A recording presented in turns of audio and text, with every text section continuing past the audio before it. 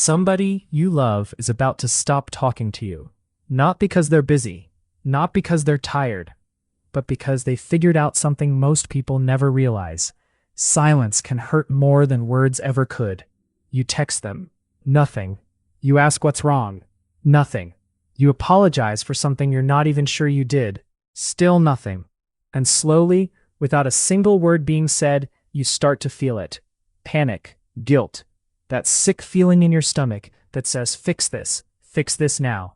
Here's the part that's going to change how you see this forever. That silence isn't empty. It's not them needing space.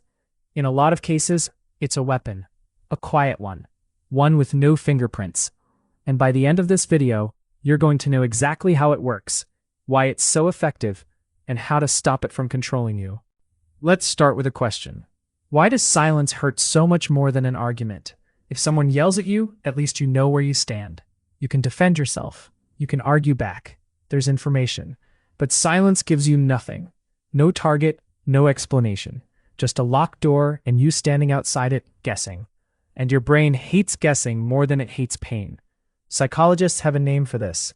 It's called ostracism, the act of being deliberately excluded or ignored. And here's the unsettling part. Brain scans show that social exclusion activates the exact same region as physical pain, the anterior cingulate cortex.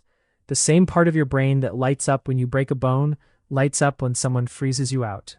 Which means, biologically, being ignored by someone you love isn't just uncomfortable. Your brain is registering it as an injury. Now think about that for a second. If someone hurt you physically every time they wanted you to do something, you'd call that abuse instantly. But when it's silence, we call it giving them space. We call it they just need time. We make excuses for it. And that's exactly why it works so well. Let me paint you a picture.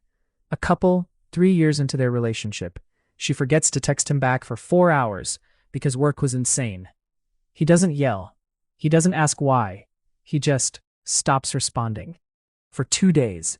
She spends those 2 days replaying every conversation, searching for what she did wrong. She apologizes for things she's not even sure happened. She becomes smaller, more careful, more anxious to please.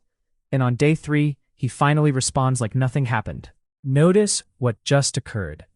He never raised his voice, never said a cruel word, and yet he trained her, without either of them fully realizing it, to fear his silence more than his anger. That's not an accident. That's conditioning. The same kind used to train animals, except here, the reward isn't food, it's relief. The relief of him finally speaking again becomes so powerful that she'll do almost anything to avoid triggering the silence next time. This is where it gets darker.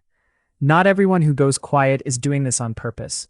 Sometimes silence really is someone overwhelmed, someone who shuts down because they don't have the words yet. That's real, and it's different. The line between the two isn't about the silence itself. It's about the pattern. Ask yourself this.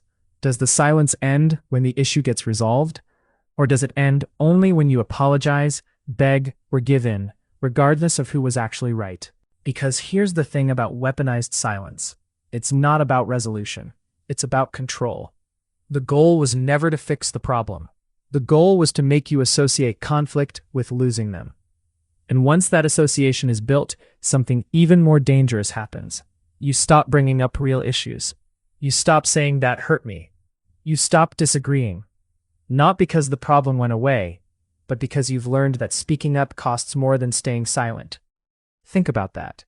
The silent treatment doesn't just punish you for one moment. It slowly rewires what you're willing to say for the rest of the relationship. There's a term for what's actually happening here, and it comes from behavioral psychology. It's called intermittent reinforcement. When affection is given inconsistently, warm one day, ice cold the next, it creates a stronger emotional attachment than steady, predictable love ever could. Slot machines work the same way. You don't get a reward every time you pull the lever.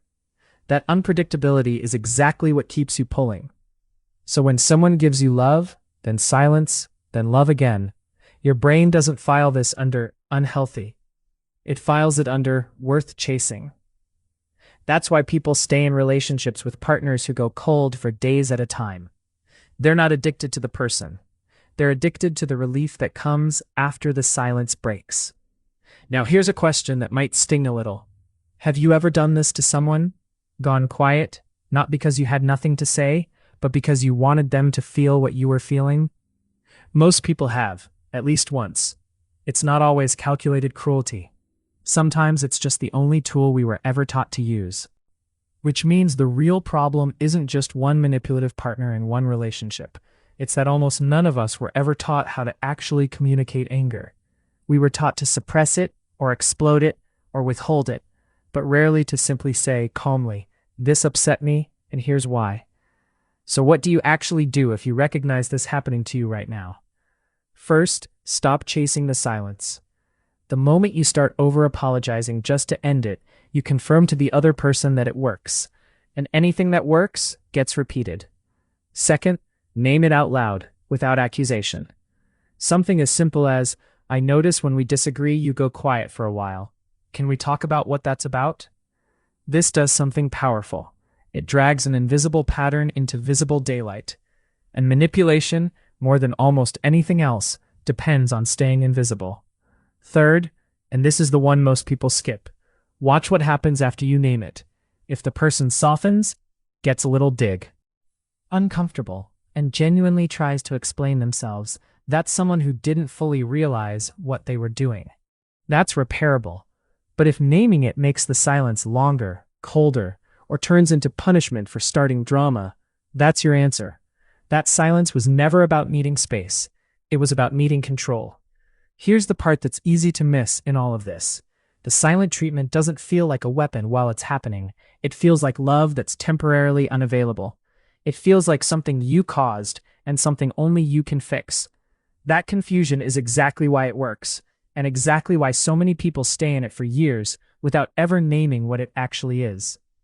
So the next time someone you care about goes quiet, don't immediately ask what you did wrong. Ask a better question. Is this silence trying to solve a problem? Or is it trying to make me afraid of ever raising one again? Because the loudest thing in a relationship isn't always the yelling.